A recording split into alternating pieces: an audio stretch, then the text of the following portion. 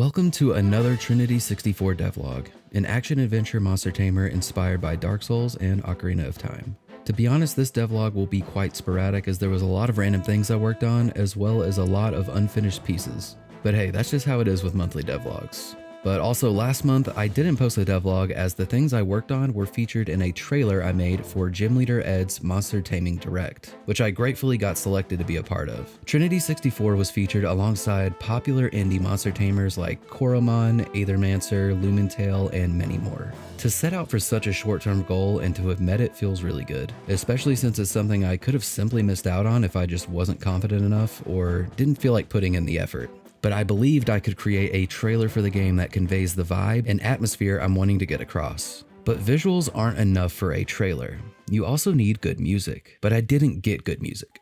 I got great music from my friend Taro, who created a beautiful original soundtrack for the trailer. Trust me, I know. Now, I'm no longer a true solo dev. I mean, I know I could have made a song if I really wanted to, but he's someone that I trust more than myself when it comes to music. Some other things that got made for the trailer were the models for the Venoming Maw Guardian and the Glade Knight Guardian. Also, with the help of another friend, Pocket Enix, he guided me through what I did right and wrong when converting these designs into low poly. He even went as far as to making my very own personalized tutorial using the Glade Knight model. I can't even tell you how much something like that helps. I learned a lot for the future. So do me a favor and go to these guys' channels and leave them a comment like, "Thanks for helping Bilsu." I'll leave links to their channels in the description. Also, make sure you check out the trailer. It's not perfect, but I had a lot of fun putting it together. I would go over how I made it, but to be honest, all I did was get random shots. Like, all of the shots from the trailer were just from the editor, so nothing really special. Luckily, I already have some experience with video editing, so that also helps. Now I can talk about some new stuff. So for the trailer, I created a new location. Now this location is meant to be a simple place that shows off a vista of the world, a cliffside overlooking a glimpse of the vast world of this universe, with an ominous floating white castle and a crumbling metallic orb. And I'll talk about a lot of the ways I achieved the look of this area, as I'm honestly pretty happy with it.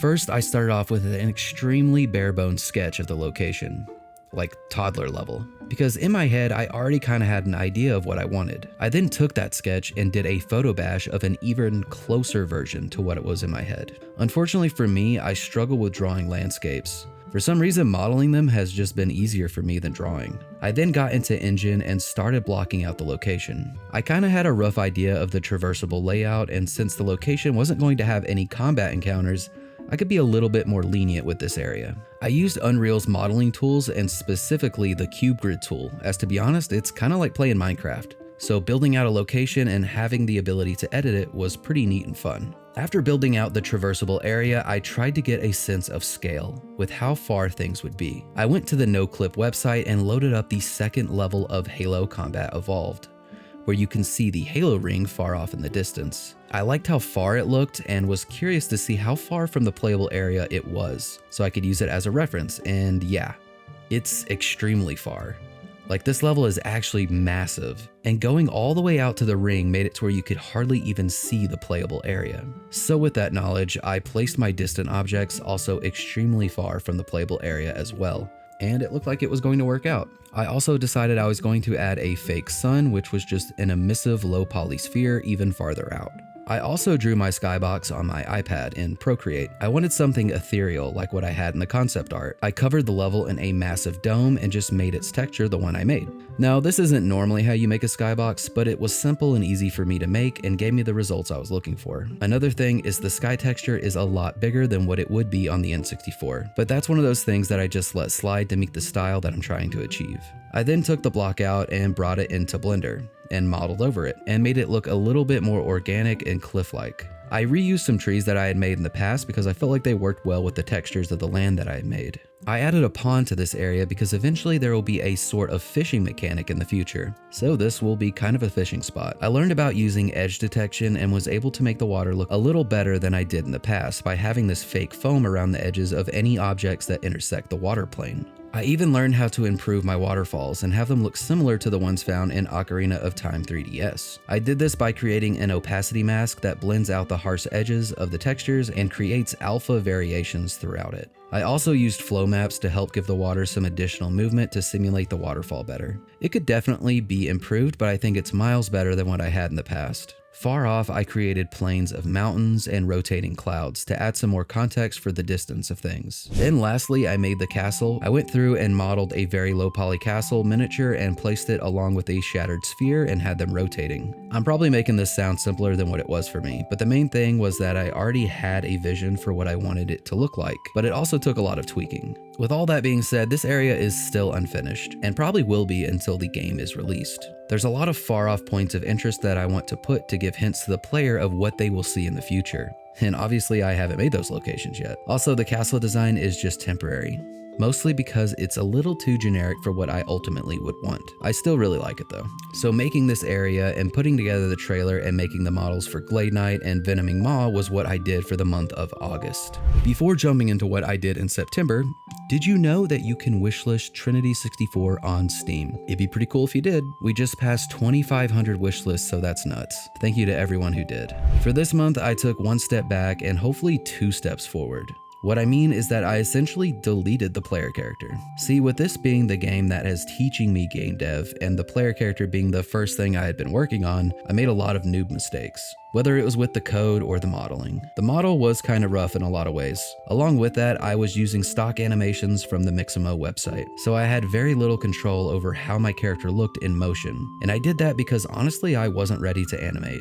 I was hardly ready to even model the character, but I had learned a lot from doing so I don't really regret it. With that being said, this month I decided that I'm ready to remake the model and try my hand at animating. I tried to improve many aspects of the player model, even if it meant adding a little more geometry than the previous version. Adding a lot more definition to parts of the body and trying to make the model look good without the poncho on, which also helps with animating. Along with the model itself, I updated the texture, which I also think has improved a lot for the most part. His triangle count now sits between the N64 Adult Link and the 3DS Adult Link. And to be honest, I think the art style for the game also checks out for that, so that works for me. Because despite me aiming for the N64 look, I'm no expert. So I take arbitrary liberties in what I choose to add more detail to. Ultimately, my goal is to have my own flavor of this style, and to do things that the developers might have wanted to do during that era, but were unable to because of the hardware limitations. One of the things I like about the poncho is that since it uses this single texture, it can always be a possibility that I can add new ponchos to the game by simply creating new textures,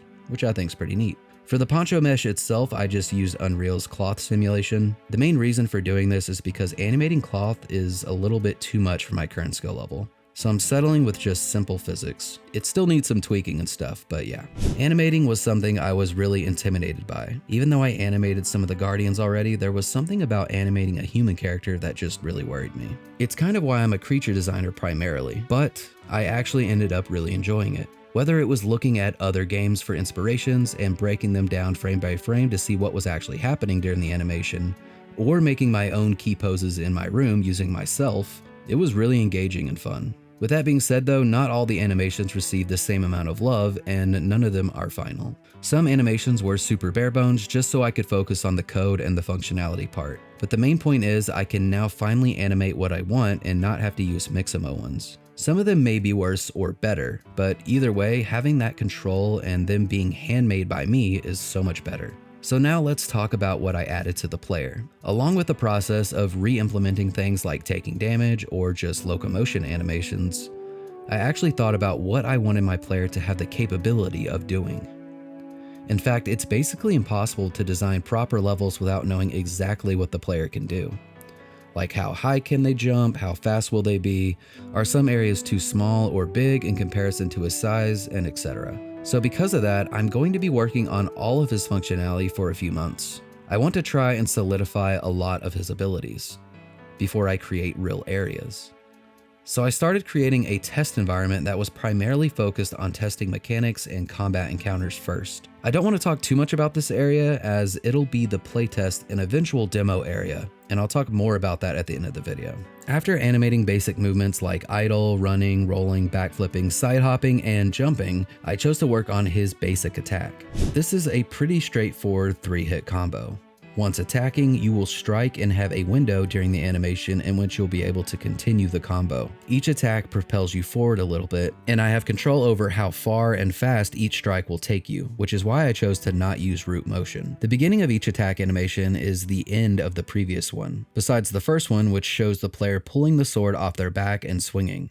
When not attacking, the player will immediately sheath their sword. This is similar to Dante from Devil May Cry. One large reason I chose to do it this way was because I plan to add diegetic UI to the sword in the future. This is UI that appears in the game world, like in Dead Space. So the sword will indicate something specific the player can do. But I'm not entirely ready to talk about that yet, so I'll have to save that for next month. Along with the basic attack combo, I added 2 variations of aerial attacks. While attacking in the air while rising, the player will spin their sword and be propelled even higher. This allows you to not only strike enemies above, but since it adds to your momentum, you can use it to gain even more vertical distance. The second aerial attack is a plunging one.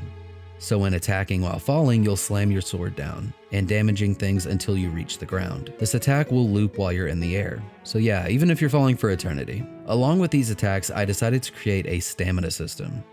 I know I said originally that I wasn't going to, but I think it's ultimately needed to prevent the player from just spamming their attacks and not thinking. I'm giving the player a lot of tools, and I want them to actually have to think about what to do rather than just button mashing. But it won't be a punishing stamina system, or at least that's my goal. Currently, the only things that will use stamina are the grounded basic attacks and the quick movements, but not jumping. Along with the basic attacks, I want to create a sort of alternate heavy attack, but I don't want it to simply be an attack that does more damage and is slower. I have an idea, but I think I'll save it for next month for when I actually implement it. Another thing I added to attacks was the ability to clash with the walls and recoil you backwards to help the world feel a little more physical. Don't worry though, because this doesn't interfere with your actual attack.